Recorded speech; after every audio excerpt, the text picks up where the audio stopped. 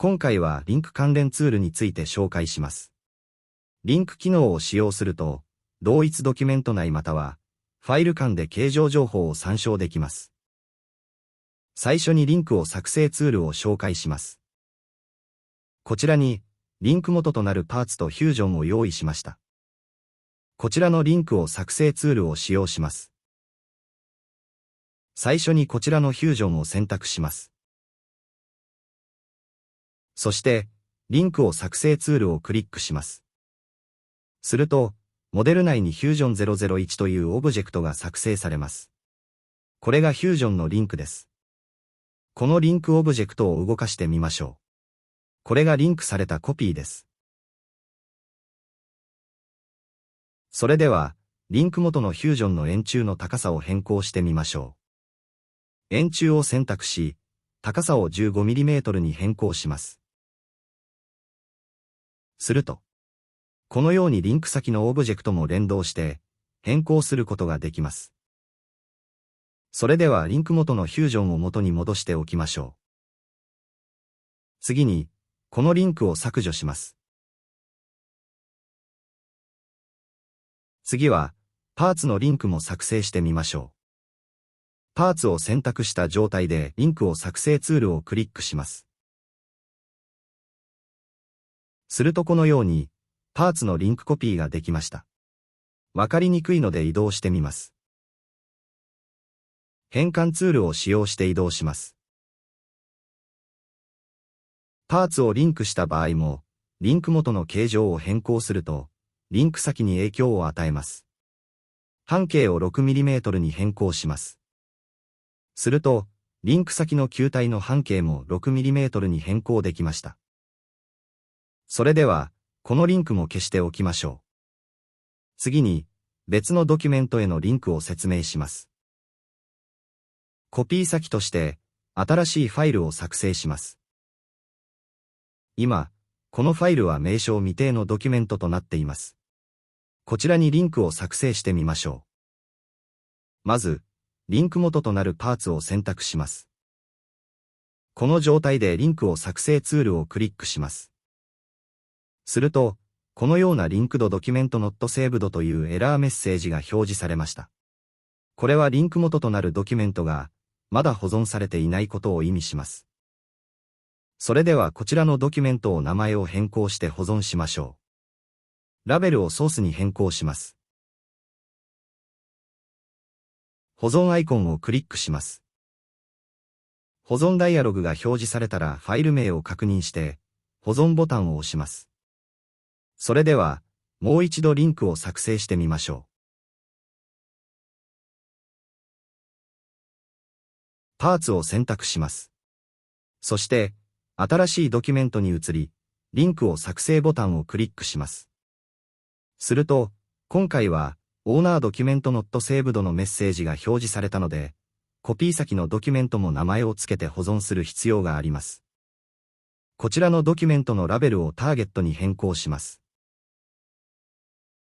それでは、こちらも保存しておきましょう。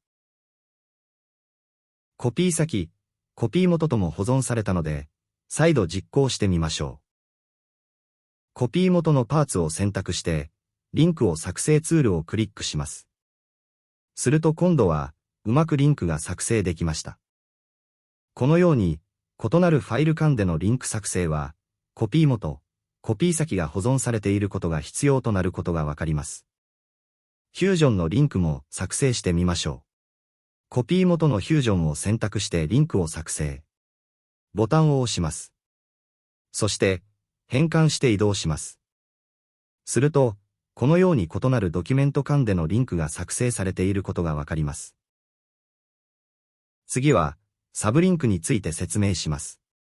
この機能は、オブジェクトの面やエッジといったサブ要素のリンクを作成するものです。この例では、円錐と立方体より構成されるフュージョンを使用して説明します。例えば、こちらの円錐を可視化して、上面をクリックし、選択します。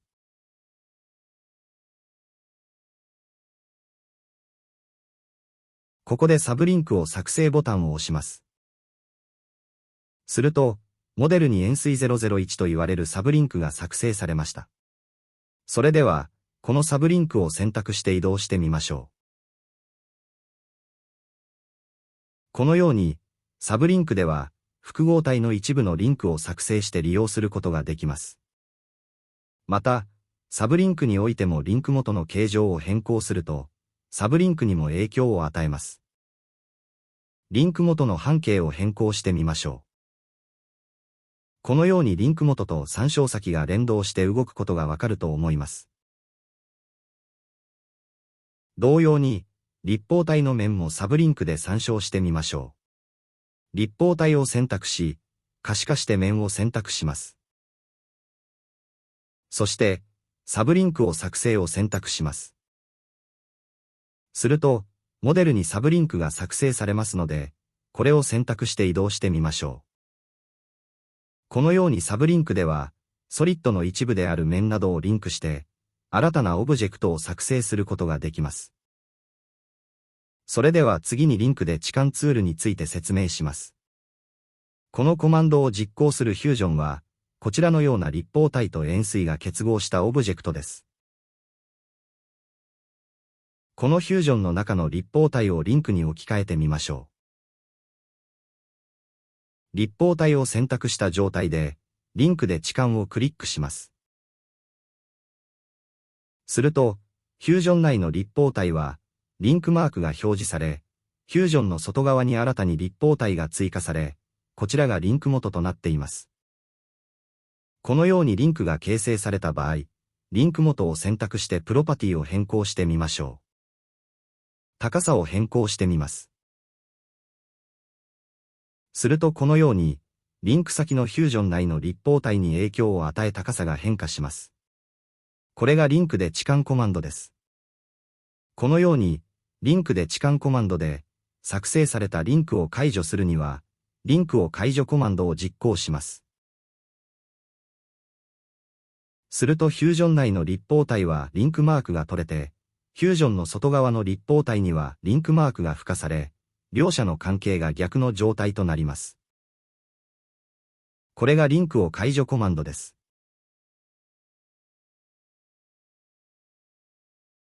次は、リンクをインポートコマンドについて説明します。このコマンドは、リンク元のオブジェクトをインポートするものです。リンク元となるドキュメントには、このようなパーツとフュージョンが配置されています。こちらのファイル名には、ソースと名前を付けています。そして、このソース内には、パーツとフュージョンを配置しています。そして別のドキュメントターゲット02にリンクを作成していきます。ドキュメントをターゲット02に変更し、ソースのパーツを選択し、リンクを作成します。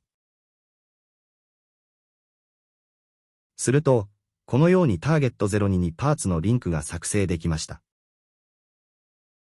この状態で作成されたリンクを選択して、リンクのインポートを行ってみます。すると、リンク元のオブジェクトが、このようにインポートされます。これがリンクをインポートコマンドです。取り込まれたオブジェクトは、非表示となっていますので、目のマークをクリックして表示してみましょう。それでは、次のコマンドを説明するために、これらを削除しておきましょう。最後にすべてのリンクをインポートコマンドについて説明します。最初にターゲット02に、パーツとフュージョンのリンクを作成します。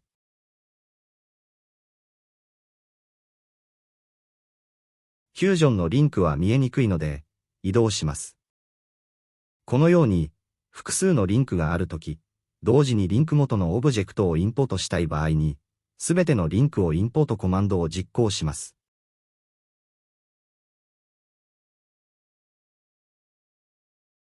するとこのように、一括して、複数のリンク元のオブジェクトをインポートすることができます。これがすべてのリンクをインポートコマンドです。